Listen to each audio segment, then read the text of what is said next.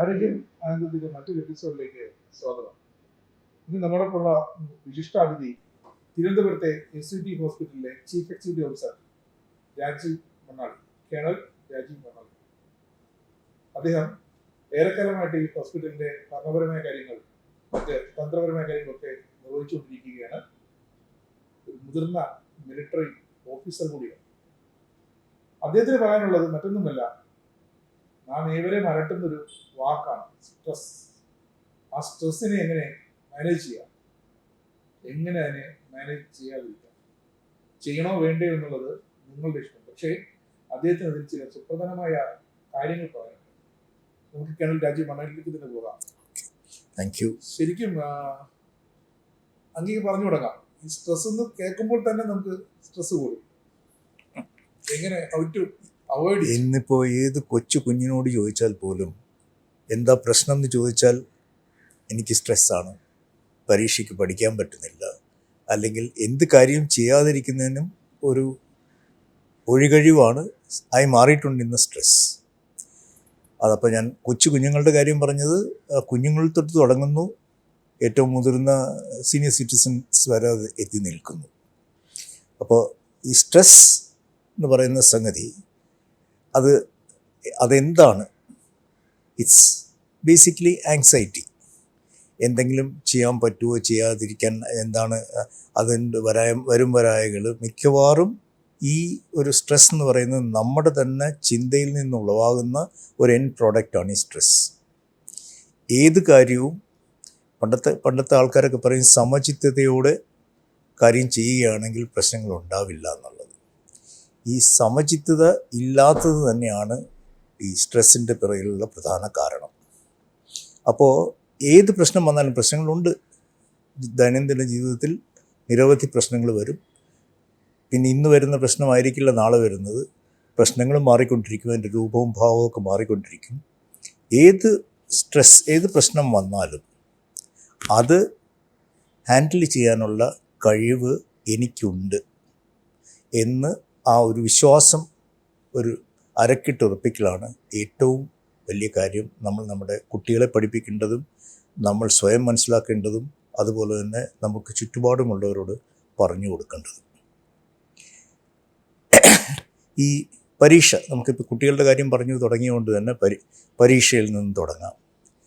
പരീക്ഷ ഒരു ഒരു കീറാമുട്ടിയായിട്ട് കാണാതെ അത് നമ്മുടെ അറിവിനെ അളക്കുന്ന ഒരു അളവുകോലായിട്ടും നമ്മളെ സഹായിക്കുന്നൊരു സംഗതിയായിട്ടും കാണാൻ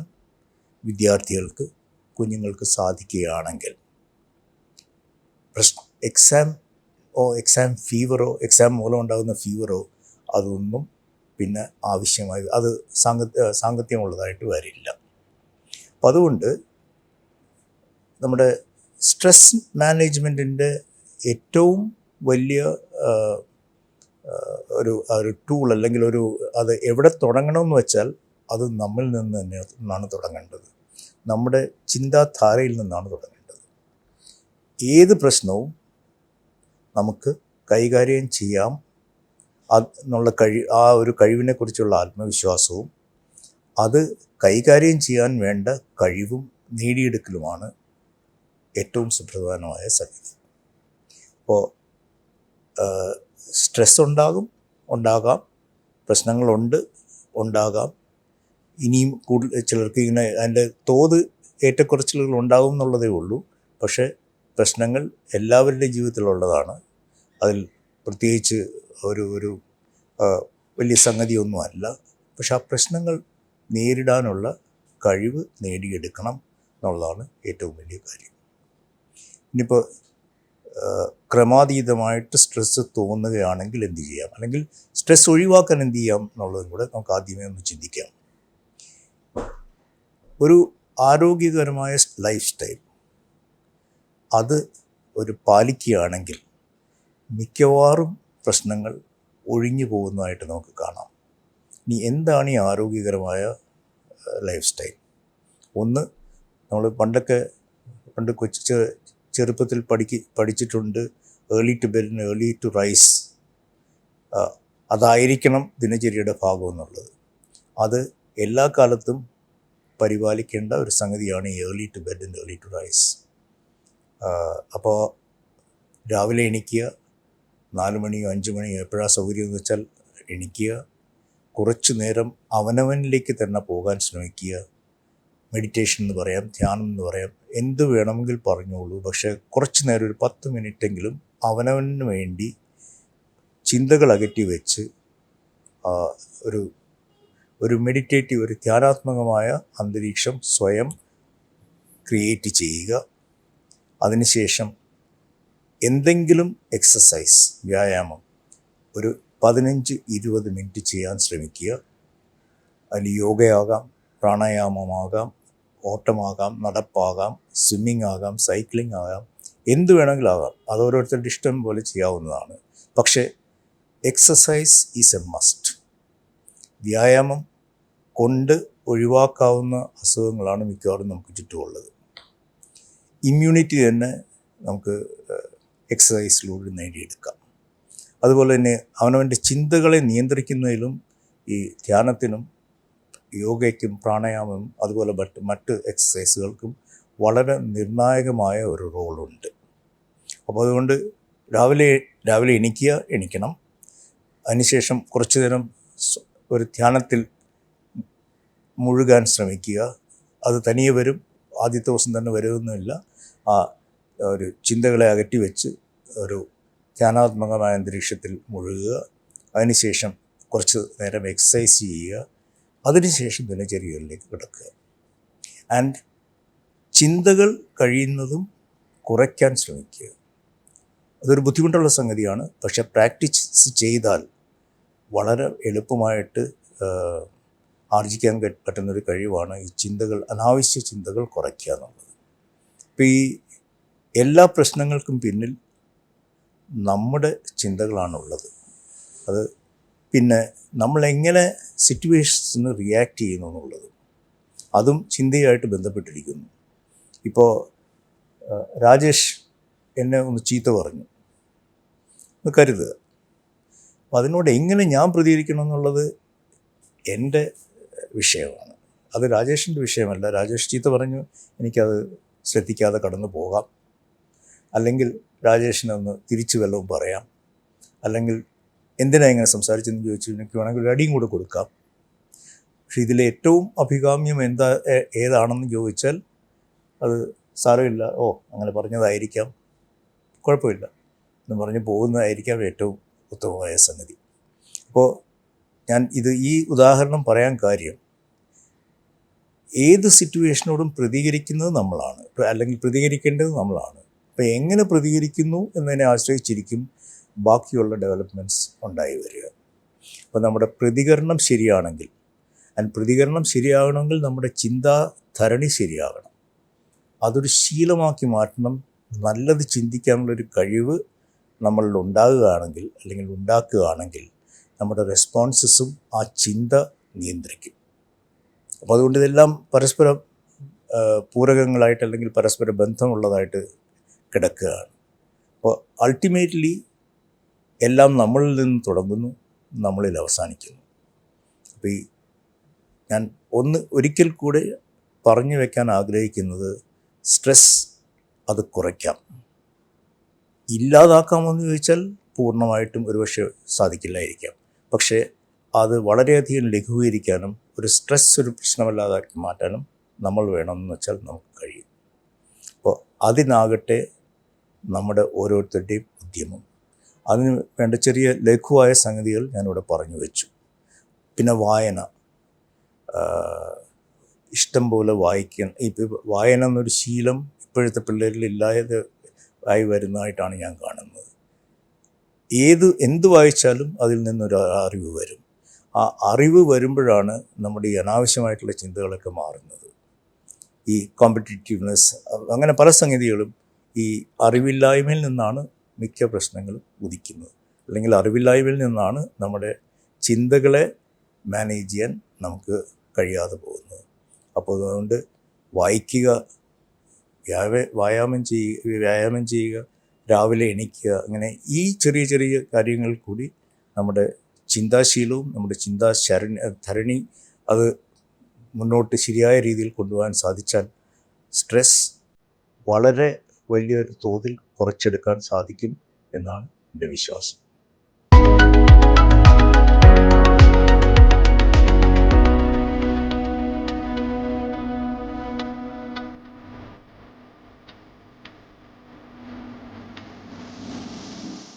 സാർ, ഇന്നത്തെ കുട്ടികൾ നമ്മുടെ ഈ തലമുറ, അടുത്ത തലമുറയിലെ കുട്ടികൾക്ക് അവരൊരു പഠിച്ച് ഈ ഹെവി ആയിട്ടുള്ള എഡ്യൂക്കേഷൻ ബാക്ക്ഗ്രൗണ്ട് കഴിഞ്ഞിട്ട് ഒരു ജോലിയിലേക്ക് കയറുമ്പോഴത്തേക്കും അവർക്ക് പെട്ടെന്നൊരു ചില സമയം നമ്മൾ വർക്ക് ചെയ്തുകൊണ്ടിരിക്കുമ്പോൾ ഭൂമിയായിട്ടൊക്കെ പെട്ടെന്ന് പറയുന്നത് മൂഡ് ഔട്ടായി പോയി എന്ന് പറയും. അവർ ചിന്തിച്ച് കൂട്ടുന്നതാണോ അതോ അവരുടെ വർക്ക് ലോഡ് കൊണ്ട് അവരുടെ മനസ്സിലുണ്ടാകുന്ന പ്രശ്നങ്ങൾ തന്നെയാണോ ഇങ്ങനെ ഉണ്ടാകുന്നത്?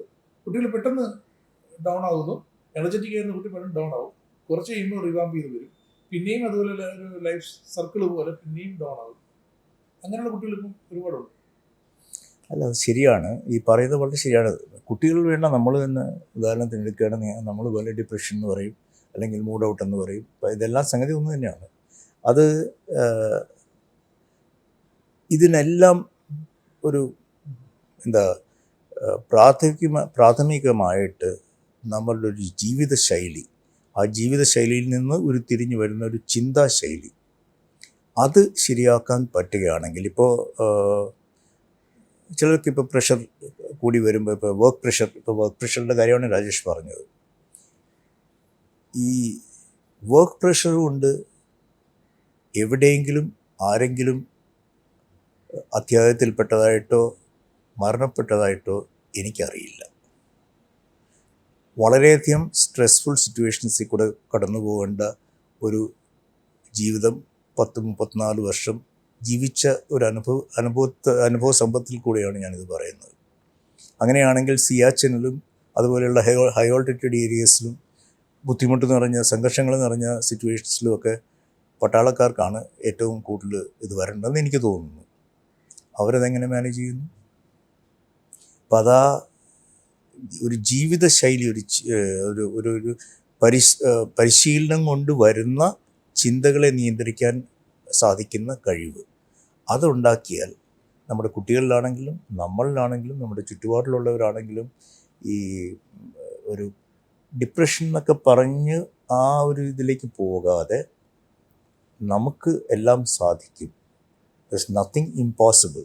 എനിക്ക് നേരിടാൻ പറ്റാത്തതായിട്ടുള്ള ഒരു ഇഷ്യൂവും ഇല്ല. ഉണ്ടെങ്കിലും ഞാനത് നേരിടും. ഇന്ന് നമ്മൾ എല്ലാവർക്കും സ്വയം പറയാൻ സാധിക്കുകയാണെങ്കിൽ, സ്വയം അതിൽ വിശ്വസിക്കാനും സാധിക്കുകയാണെങ്കിൽ, എനിക്ക് തോന്നി മൂഡ് ഔട്ടും ഇതുമൊക്കെ, പിന്നെ കൺജനൈറ്റലായിട്ട് വല്ല പ്രോബ്ലം ഉണ്ടെങ്കിൽ അതിന് ട്രീറ്റ്മെൻറ്റ് എടുക്കേണ്ടി വരും. പക്ഷേ സാധാരണക്കാർ, ഈ ജന്മനാ പ്രശ്നങ്ങളില്ലാത്തവർക്ക് മാനസികമായിട്ടുള്ള പ്രശ്നങ്ങളാണ് ഞാൻ പറയുന്നത്. ഇല്ലെങ്കിൽ ഈ മൂഡ് ഔട്ടും ഡിപ്രഷനും ഒക്കെ അതൊരു വളരെ നിഷ്പ്രയാസം മാറ്റിയെടുക്കാവുന്ന സംഗതിയാണെന്ന് ഞാൻ വിശ്വസിക്കുന്നു. ഈ കുഴിമടിയന്മാർക്ക് മാത്രമേ സ്ട്രെസ് ഇല്ലാത്തത്? കുഴിമടിയന്മാർക്ക് അതിൻ്റെതായ സ്ട്രെസ് ഉണ്ടാവും. എനിക്ക് ഒന്നും ചെയ്യാൻ പറ്റുന്നില്ലല്ലോ എന്നുള്ളതായിരിക്കും. അല്ലെങ്കിൽ ഇവിടുന്ന് ഒരു സാധനം എടുത്ത് അവിടെ വെക്കുന്നത് തന്നെ വലിയൊരു സ്ട്രെസ്സായിട്ട് തോന്നാം. അത് ഓരോരുത്തരുടെയും അത് അൾട്ടിമേറ്റ്ലി ഞാൻ വന്ന് നിൽക്കുന്നത് എൻ്റെ വിശകലനത്തിൽ നമ്മുടെ ചിന്തയിലാണ്. ഇപ്പം നമ്മുടെ സ്കൂൾ കരിക്കുലത്തിൽ കേരളത്തിലായാലും ഇന്ത്യയിലായാലും ഈ NCC അല്ലെങ്കിൽ സ്റ്റുഡൻസ് പോലീസ് കേഡറ്റ്, അല്ലെങ്കിൽ അത് കേരളത്തിലാണ് സ്കൗട്ട് ആൻഡ് ഗൈഡ്സ്, ഇതൊന്നും മാൻഡേറ്ററി അല്ല, അല്ലെങ്കിൽ ഇത് സിലബസിൻ്റെ ഒരു ഭാഗമല്ല. കുട്ടികൾക്ക് താല്പര്യമുണ്ടെങ്കിൽ അതിൽ ചേരാം. അതിൻ്റെ ഡിസിപ്ലിനറി ഒരു അപ് ടു 12th കോളേജ് അതിൻ്റെ ഡിസിപ്ലിനറി മാനേഴ്സിൽ കൂടെ പോകാം, കുട്ടികൾക്ക് അവിടെ നിന്ന് പുറത്തിറങ്ങാം. അങ്ങനെ അല്ലാതെ ഈ മിലിറ്ററി ട്രെയിനിങ്ങിൻ്റെ അല്ലെങ്കിൽ അവർ പഠിപ്പിക്കുന്ന ഒരു മിലിറ്ററി ചുറ്റുണ്ടല്ലോ, ചുട്ടവട്ടങ്ങൾ, അത് ഈ കുട്ടികൾക്ക് സിലബസിൻ്റെ ഒരു ഭാഗമാക്കേണ്ടത്. അത് ഞാൻ അതിനോട് യോജിക്കുന്നു, ആ കാഴ്ചപ്പാടിനോട് ഞാൻ തീർച്ചയായിട്ടും യോജിക്കുന്നു. പക്ഷേ ഇതിലെല്ലാത്തിലും ഉപരി എൻ്റെ ധാരണ ഇത് വീടുകളിൽ ഉത്ഭവിക്കേണ്ട സംഗതിയാണെന്നാണ്. അച്ഛനും അമ്മയും കാണിക്കുന്നത് കണ്ടിട്ടാണ് കുട്ടികൾ മിക്ക കാര്യങ്ങളും ചെയ്യുന്നത്. അപ്പോൾ ഈ ഡിസിപ്ലിൻ ആദ്യം ഉണ്ടാകേണ്ടത് അവനവൻ്റെ വീട്ടിലാണ്. അപ്പോൾ അതിനുള്ള ഒരു പരിശീലനം നമുക്ക് ഇതിപ്പോൾ NCC അതുപോലെയുള്ള ബുൾബുൾ ഗൈഡ്സ്, അങ്ങനെ ഇഷ്ടംമാതിരി ഓർഗനൈസേഷൻസ് ഉണ്ട്, NSS, അങ്ങനെ പലതും ഉണ്ട്. അതിൽ നിർബന്ധമല്ല എന്നുള്ളത് വാസ്തവമാണ്. എല്ലാ കാര്യങ്ങളും നിർബന്ധിക്കാതെ തന്നെ ഏറ്റെടുക്കാൻ സാധിക്കുന്നൊരു അന്തരീക്ഷമാണ് ഏറ്റവും നല്ല അന്തരീക്ഷം. അപ്പോൾ ഇത് നിർബന്ധിതമാക്കണമെന്ന് പറയുന്നതിനോട് പേഴ്സണലി ഞാൻ യോജിക്കുന്നില്ല. അത് ഓരോരുത്തർക്ക് വിടുന്നതാണ് നല്ലത്. പക്ഷെ ആ ഒരു അത് ഇന്നമാതിരി ചെയ്യണം എന്നുള്ളൊരു തോന്നൽ വരേണ്ടത് കുടുംബത്തിൽ നിന്നാണ് എന്നാണ് ഞാൻ വിശ്വസിക്കുന്നത്. കാരണം അച്ഛനും അമ്മയ്ക്കും വളരെ വലിയൊരു റോളുണ്ട് സ്വഭാവ രൂപീകരണത്തിലും പിന്നീട് അതിനെ മാനേജ് ചെയ്യുന്നതിലും ഈ സ്ട്രെസ് ഇല്ലാതാക്കുന്നതിലും. ഇപ്പോൾ പല മാതാപിതാക്കന്മാരെ നമുക്ക് കാണാം. ഒരു കുട്ടിക്ക് ഇപ്പോൾ കലോത്സവം തന്നെ എടുക്കാം. ഇപ്പോൾ ഇന്നോ ഇന്നലെ കഴിഞ്ഞു കലോത്സവത്തിൽ ചില ഫോട്ടോസ് ഞാൻ കാണാനുണ്ടായി പത്രങ്ങളിൽ. മാതാപിതാക്കളാണ് ടെൻഷൻ അടിച്ച് പുറത്തിരിക്കുന്നത്. എന്താ കാര്യം? ഇതൊരു കോമ്പറ്റീഷനാണ്. ആ കോമ്പറ്റീഷനിൽ പങ്കെടുക്കാൻ സാധിക്കുന്നതിന് ഒരു വലിയ ഭാഗ്യമാണ്. ഇത് ആര് ഫസ്റ്റ് വരുന്നു സെക്കൻഡ് വരുന്നു വന്നില്ലെങ്കിൽ എന്താ? അല്ല, കുട്ടിക്കില്ലാത്ത ടെൻഷനാണ് മാതാപിതാക്കൾക്ക്. അപ്പോൾ ഈ മാതാപിതാക്കളാണ് അവിടെ ടെൻഷൻ ഉണ്ടാക്കുന്നത്. പിന്നെ ഈ പല ആരോപണങ്ങളും പ്രത്യാരോപണങ്ങളും ഒക്കെ കാണാൻ ഈ കലോത്സവത്തോട് വെച്ചാൽ ഇതിൻ്റെയൊക്കെ ആവശ്യം എന്താണ്? ഇറ്റ് ഈസ് ഈ സ്പോർട്സ് പോലെ പാർട്ടിസിപ്പേഷൻ കൊണ്ട് തന്നെ മനസ്സിന് സന്തോഷം തോന്നുന്നതാണ് ഈ കലാപരിപാടികളൊക്കെ. അതൊരു കോമ്പറ്റീഷനാക്കി A ഗ്രേഡും B ഗ്രേഡും അതുപോലെയുള്ള എല്ലാവിധ കോമ്പറ്റേറ്റീവ് ഇതും അതിൽ കൊണ്ടുവന്ന് അതിൻ്റെ ആ ഒരു ഫൺ ഓഫ് പാർട്ടിസിപ്പേഷൻ തന്നെ ഇല്ലാതാക്കുന്ന ഒരു ചുറ്റുപാടാണ് നമ്മൾ കാണുന്നത്. അവിടെയും ഞാൻ അതിന് ഉത്തരവാദിത്വം നൽകുന്നത് മാതാപിതാക്കൾക്കാണ്. അതെ. അപ്പം അതുകൊണ്ട് ഫാമിലി, പിന്നെ തുടർന്ന് ടീച്ചേഴ്സാവും, പിന്നെ കൂട്ടുകെട്ടാവും. ഇതിലെല്ലാം ഇപ്പോൾ നമ്മുടെ മക്കൾ അവർ വീട്ടിൽ നിന്ന് പോയിട്ട് എന്ത് ചെയ്യുന്നു, സ്കൂളിൽ എങ്ങനെ അവർ പെരുമാറുന്നു, എന്ത് ചെയ്യുന്നു, അതുപോലെ തന്നെ അവരുടെ കൂട്ടുകെട്ട് ഏത് തരത്തിലുള്ളതാണ്, ഇതിലൊക്കെ മാതാപിതാക്കൾക്ക് വലിയൊരു പങ്ക് വഹിക്കാനുണ്ട്. അല്ലെ, കുട്ടികളെ സ്കൂളിൽ വെച്ച് കഴിഞ്ഞാൽ പിന്നെ നമ്മുടെ റെസ്പോൺസിബിലിറ്റി തീർന്നു എന്ന് പറഞ്ഞിരിക്കുന്ന മാതാപിതാക്കൾക്ക് തീർച്ചയായിട്ടും ദുഃഖിക്കേണ്ടി വരുമെന്നാണ് എനിക്ക് തോന്നുന്നത്. കുടുംബം തന്നെയല്ല നോക്കേണ്ടത്. കുടുംബമാണ് ബേസിക് ഒരു യൂണിറ്റ്. അത് നമ്മുടെ രാജ്യത്ത് ഇന്ത്യയിലും കേരളത്തിലുമൊക്കെ കുടുംബം ഒരു വലിയ സംഗതി ആയിരുന്നു. ഇപ്പോൾ അതിൻ്റെ ഒരു ശൈഥില്യം വന്നിട്ടുണ്ടോ എന്ന് ചോദിച്ചാൽ ഉണ്ടെന്നാണ് എനിക്ക് തോന്നുന്നത്.